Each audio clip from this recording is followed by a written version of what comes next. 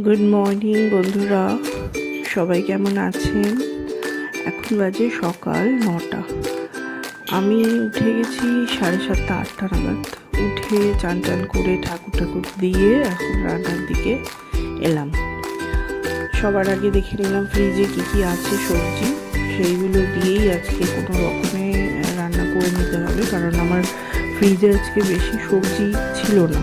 আমি পুরো সবজি শেষ করার পরে আবার নতুন করে সবজি আনাই। একটু থাকতে আনালেই সবজিগুলো পচে যায়, একটার পর একটা উপর থাকে আর নিচেরগুলো পচে যায়, যার জন্য আমি পুরোটা আগে খালি করি, তারপর আবার নতুন করে সবজি আনাই।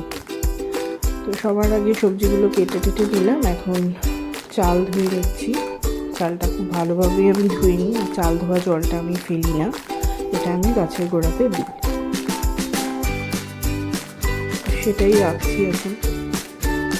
আজকের মেনুটা খুবই সিম্পল। আজকে করব বরবটি, পটল, আলু একসাথে ফ্রাই, ডাটা দিয়ে মটর ডাল, আর করব হচ্ছে ঝিঙে দিয়ে আলু দিয়ে পোস্ত। একদমই সিম্পল রান্না। তো শুরু করলাম জাস্ট রান্নাটা। আজকে যথারীতি প্রচুর রোদ উঠেছে, প্রচণ্ড গরম। তো যতটা সকাল রান্না হয়ে যায়, কাজ শেষ হয়ে যায়, ততটাই ভালো। শুরু তো করেছি এত সকাল থেকে, বাট মাঝখানে ব্রেক লাগবে। আমার যে হাউস হেল্প আছে সে আসবে, আমার ছেলে তো আছেই, যথারীতি এসে গেছে। আস্তে আস্তে শুরু হবে বদমাইশি। অলরেডি আমাকে ধরে টানছে, আসো না মাম্মা, আসো না মাম্মা।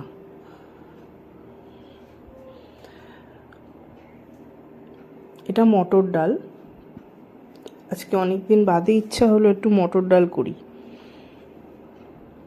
আর ডাঁটা দিয়ে মটর ডালটা দারুণ লাগে।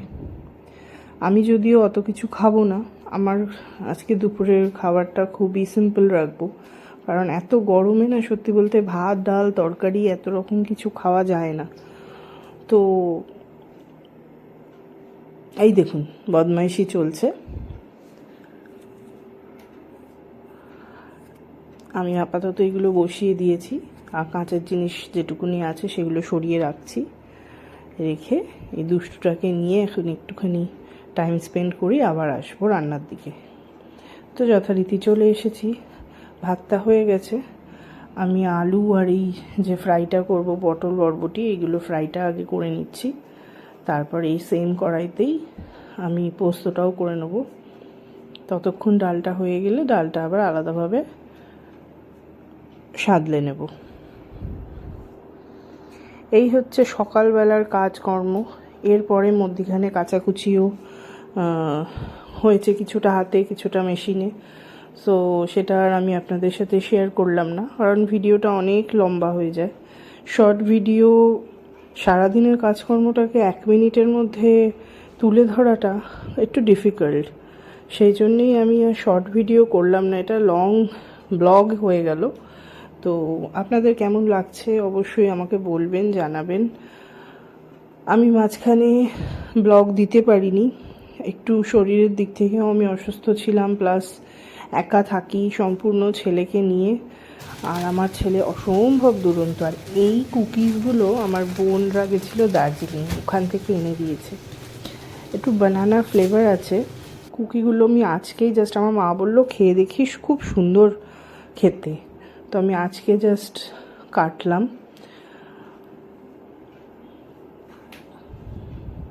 সত্যিই দারুণ। সত্যি বলতে ভেবেছিলাম দুপুরে হালকা কিছু খাবো, তো এই দুটো কুকি খেলাম, আর টুকটাক কিছু করতেই আমার ফল টল খেয়ে আমার পেট ভরে গেছে। দুপুরে আর ভাত কিছুই খাইনি। আবার রাত্রিবেলা কাজকর্ম স্টার্ট। সন্ধেবেলার দিকটা আর আমি দেখালাম না, সন্ধে দেওয়া ছিল, ছেলেকে খাওয়ানো ছিল, এগুলো আর কী বা শেয়ার করব।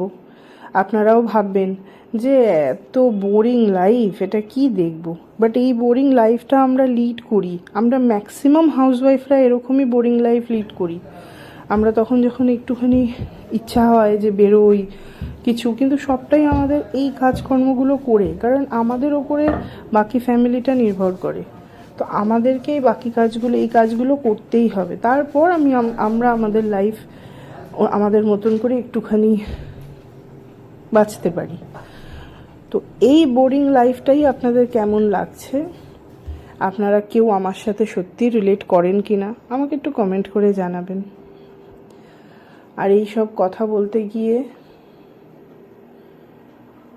একটা রুটি গেল পুড়ে আমার ছেলেকে দেখতে গিয়ে, যাকে সেটা আর কোনো কাজে লাগবে না, এই রুটিটাই পুড়ে গেছিল। আমারই ভুল, বাট এই রুটিটা আর কাউকে খাওয়ানো যাবে না, কেউ